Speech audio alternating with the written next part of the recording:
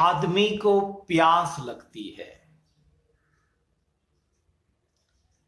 हिंदी के जाने माने अत्यंत मशहूर, अत्यंत प्रसिद्ध कवि ज्ञानेंद्र द्वारा लिखित अत्यंत उत्कृष्ट ऐसी कविता, जिस कविता का भावार्थ आज हमें देखना है। परंतु मित्रों, आदमी को प्यास लगती है।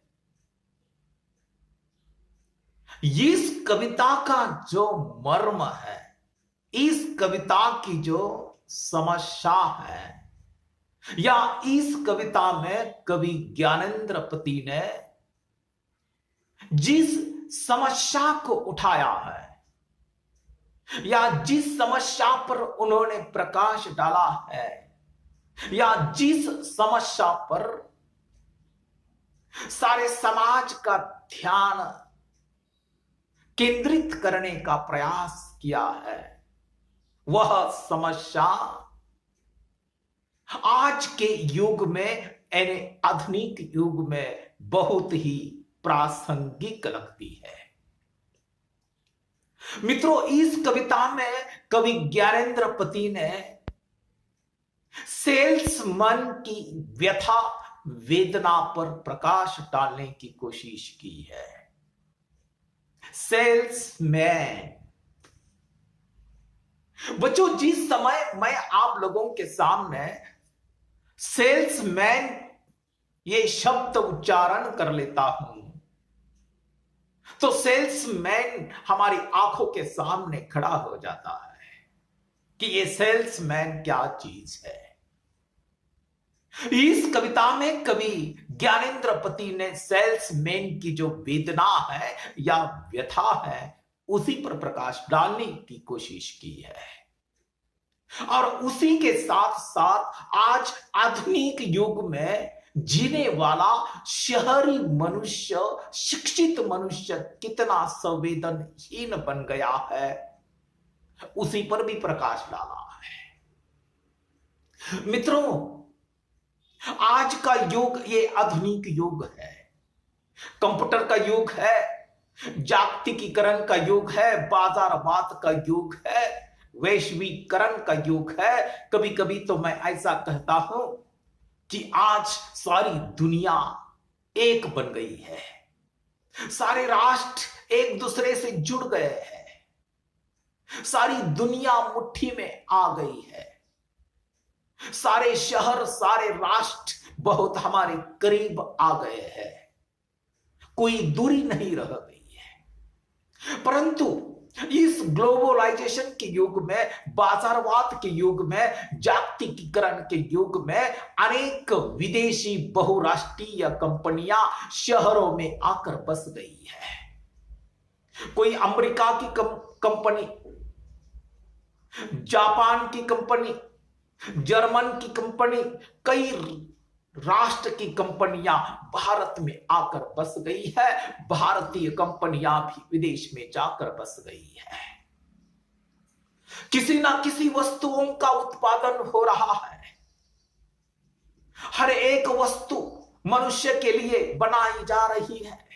जो जो वस्तु या जो जो चीज हमने आज तक नहीं देखी, उसका उत्पादन जोरों और शोरों से कंपनियों में हो रहा है।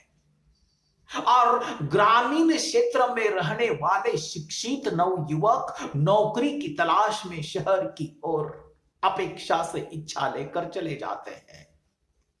अनेक बहुराष्ट्रीय कंपनियां उन्हें सेल्समैन का काम देती है, किंतु वह कंपनियां उन्हें अत्यंत अल्प तनख्वाह यानी पगार यानी वेतन देती है।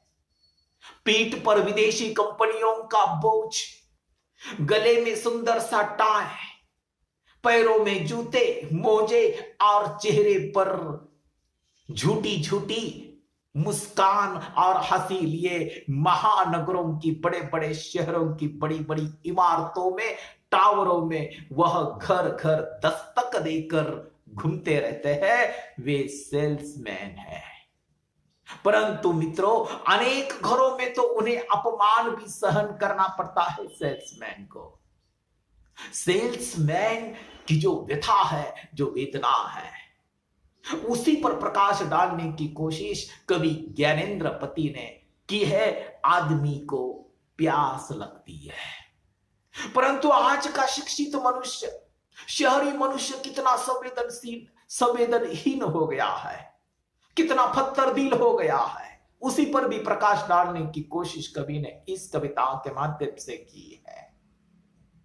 कवि सेल्समैन का वर्णन करते हुए, उसकी व्यथा वेदना का वर्णन करते हुए अपनी कविता में वह वर्णन करता है। कवि कहता है, कॉलोनी के मध्यवर्ती पार्क में, कॉलोनी के मध्यवर्ती पार्क में जो एक हैंड पंप है। मित्रों, कॉलोनी का अर्थ होता है कॉलोनी। शहरों में सड़क के किनारे या मैदान के किनारे पर बड़ी बड़ी इमारतें खड़ी होती है, उसी को टावर कहा जाता है, उसी को कॉलोनी कहा जाता है। कवि वर्णन करता है, कॉलोनी के मध्यवर्ती पार्क में जो एक हैंड पंप है। कॉलोनी के खाली जगह पर एक पार्क बनाया गया है, छोटा सा बगीचा बनाया गया है, कवि कहता है, और उस बगीचा के मध्यवर्ती भाग में पानी का एक हैंड पंप है। भरी दोपहरी वहां दो जने पानी पी रहे हैं। अरे कवि ने देखा, अपने फ्लैट की जो खुली हुई खिड़की है, उस खिड़की में से ऊपर से उन्होंने नीचे झांका, नीचे देखा कि बगीचा में जो पानी का हैंड पंप है, वहां पानी के हैंड पंप के पास खड़े रहे दो जन पानी पी रहे हैं, दो आदमी पानी पी रहे हैं। कवि ने खिड़की से देखा। कवि आगे वर्णन करता है, अपनी बारी में एक जना चापे चलाए जा रहा है हैंडपंप का हत्ता, दूसरा झुक कर पानी पी रहा है ओक में। ओक यानी अंजुली भर, अंजुली यानी उंझड़ मराठी में। यानी अपनी बारी आने पर एक आदमी, एक लड़का वह हैंडपंप का हैंड हाथ में लेकर चापे चलाए जा रहा है, दबाए जा रहा है, और दूसरा उसका जो भागीदार है, उसका साथी जो है, वह हाथों की अंजुली बनाकर नीचे झुककर पानी पी रहा है। कवि ने देखा, छक कर पानी पी चेहरा धो रहा है वह बार बार।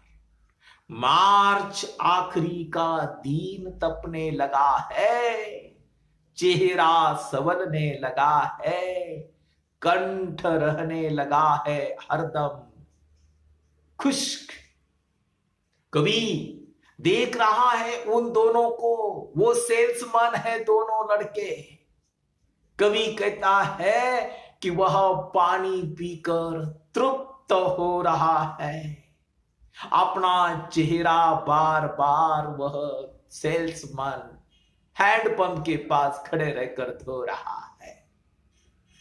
मार्च महीने का आखिरी दिन, मार्च महीने का आखिरी दिन, सूरज तप रहा है, कड़ी धूप है, उनके चेहरे सांवले पड़ गए हैं, तपने लगे हैं, उनका कंठ हरदम सूख रहा है।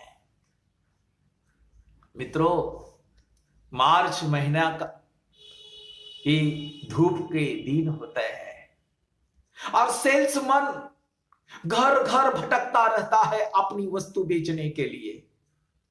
कवि वर्णन करता है, ऊपर अपने फ्लैट की खुली खिड़की से देखता हूं मैं, ये दोनों वे ही सेल्समैन है, थोड़ी देर पहली बजाई थी जिन्होंने मेरे घर की घंटी।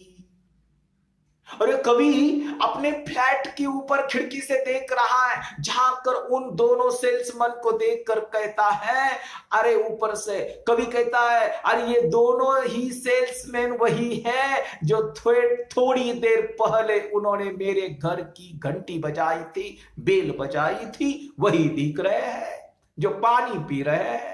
थोड़ी देर पहले तो ऊपर आए थे, मेरे घर की घंटी बजाई थी उन्होंने, बेल बजाई थी, और दरवाजा खोलते ही मैं झुंझलाया था भरी दोपहरी बाजार की गुहार पर के चैन को झिंझोड़े। कभी सोच रहा है, अरे ये तो थोड़ी देर पहले मेरे घर आए थे जिन्होंने मेरे दरवाजे की बेल बजाई थी, और मैंने दरवाजा खोलते ही मैं चिड़चिड़ाहट हो गया था उन पर, मैं उन पर क्रोध हो गया था, गुस्सा हो गया था कि भरी दोपहरी ये शोर चिल्लाहट बाजार की जैसी, मैं उन पर भड़क उठा था। यह बेजा खलल मुझे बर्दाश्त नहीं। ये अनुचित बाधा, दोपहर आराम का समय होता है दोपहर का, और उन्होंने मेरे दरवाजे की बेल बजाई थी सेल्समैन ने। वही दो सेल्समैन है जो हैंडपंप के पास पानी पी रहे हैं, थोड़ी देर पहले आए थे, मुझे डिस्टर्ब कर दिया था, मेरी नींद खराब कर दी थी उन्होंने, मुझे बर्दाश्त नहीं हो रहा था, मैं भड़क उठा था उन दोनों पर, उन सेल्समैन पर। मित्रों, शिक्षित मनुष्य हो या शहरी मनुष्य हो, उसके दरवाजे की जो बेल है वह बजाई उसी को डिस्टर्ब कर दिया तो वो भड़क उठता है, परंतु सेल्समैन का पेट भरना है, कोई ना कोई चीज उसे बेचनी है, क्योंकि बहुराष्ट्रीय कंपनियां उत्पादन कर रही है वस्तु का, और वही वस्तु घर घर पहुंचाने का काम ये सेल्समैन अल्प अल्प तनख्वाह पर, वेतन पर करते हैं। कवि वर्णन करता है, दुनिया भर में नंबर 1 या ऐसा ही कुछ भी बोलने से उन्हें बरसते हुए, जिस समय ये दोनों सेल्समैन मेरे दरवाजे पर आए थे, मैंने दरवाजा खोला, कवि कहता है, और वे कह रहे थे कि दुनिया में 1 नंबर की वस्तु है, दुनिया में 1 नंबर की चीज है, ऐसा कुछ बोल रहे थे, तो मैंने उन्हें रोक दिया।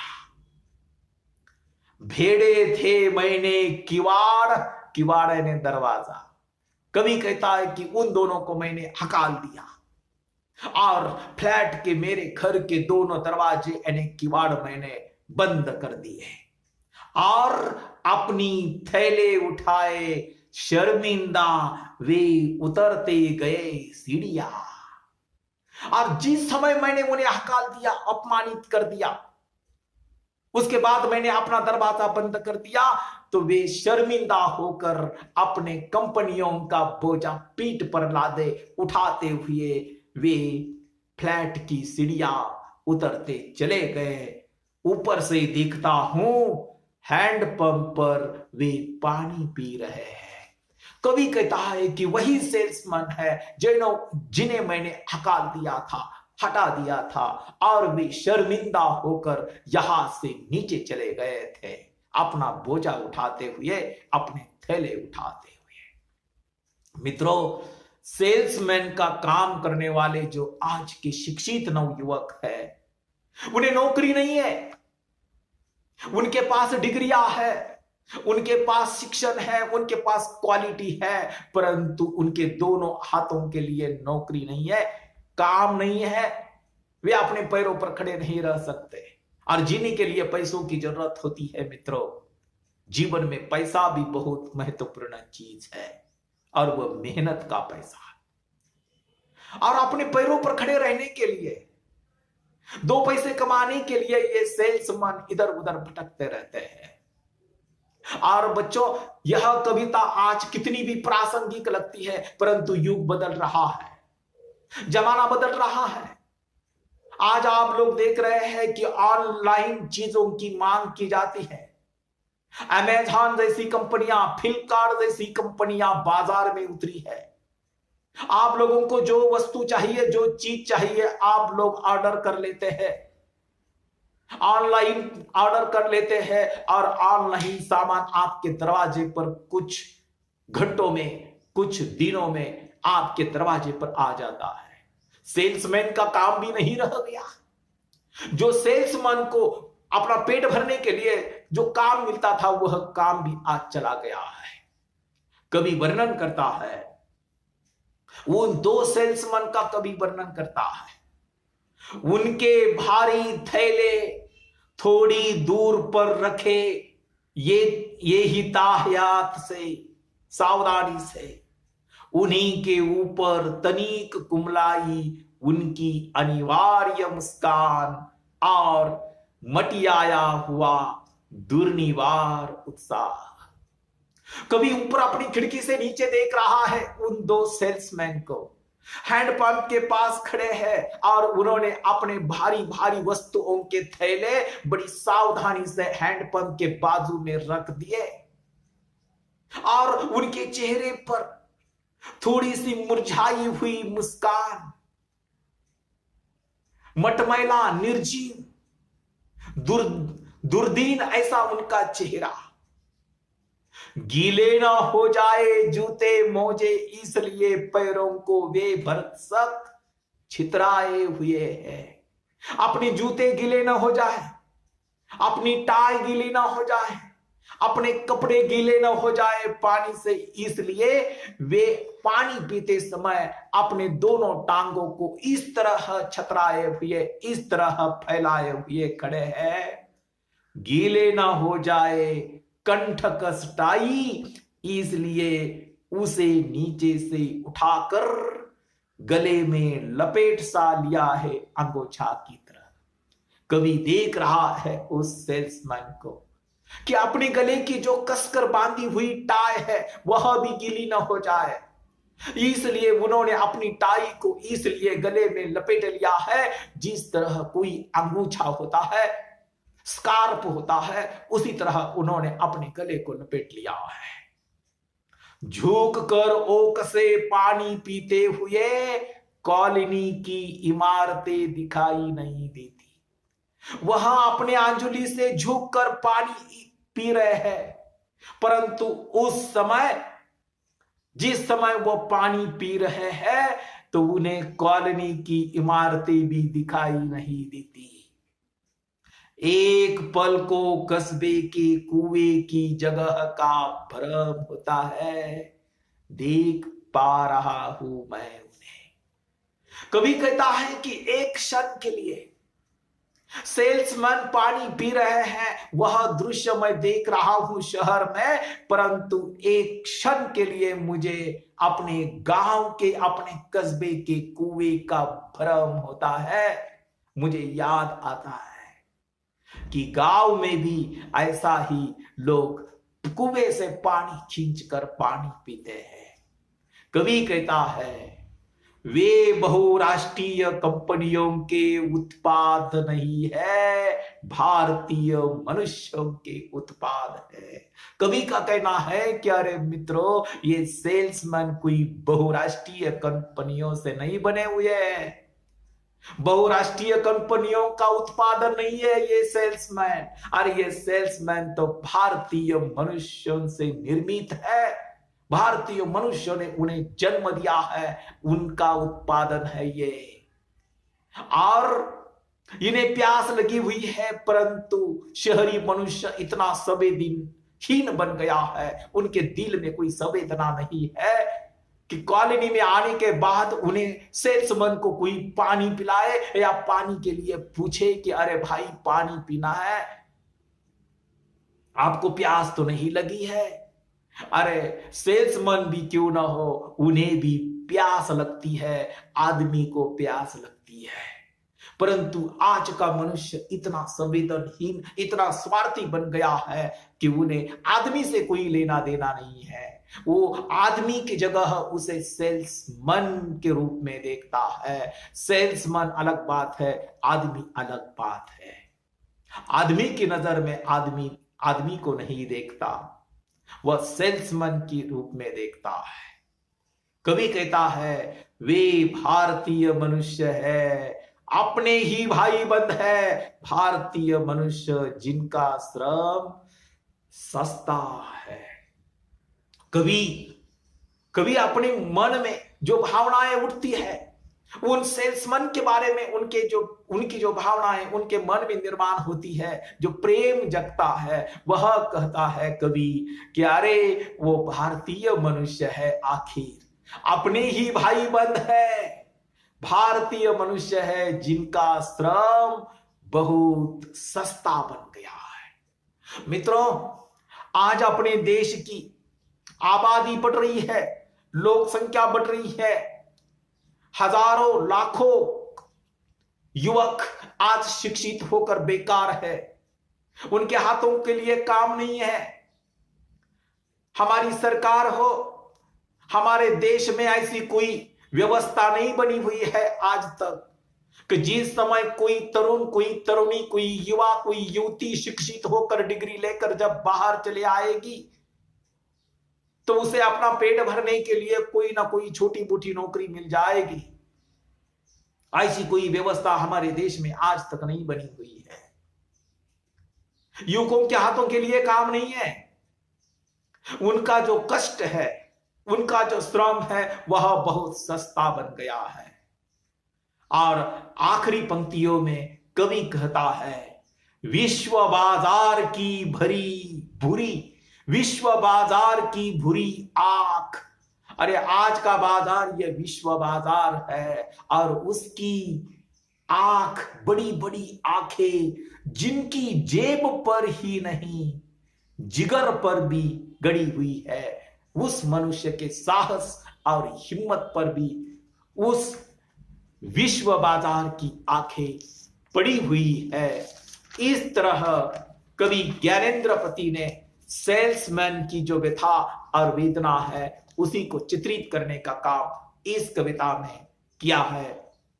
परंतु ज्ञानेंद्रपति एक संवेदनशील मनुष्य मुझे दिखाई देता है और उन्होंने एक सेल्समैन की जो व्यथा क्या होती है, वेदना क्या होती है, उसी को चित्रित करने का काम उन्होंने किया है। और कवि को इस बात का एहसास होता है, इस बात का अनुभव होता है कि आदमी को भी प्यास लगती है, आखिर सेल्समैन भी तो इंसान ही है। विश्व बाजार की बड़ी बड़ी आंखें जिनकी जेब पर ही नहीं उनके साहस, हिम्मत पर भी टिकी हुई है। यानी आज का जो युवक है, जो देहात से काम की तलाश में जो शहर की ओर दौड़ता है, शहर की ओर भागता है, उनकी भी जो साहस है, उनकी जो हिम्मत है, उसी को भी हमारा सलाम है।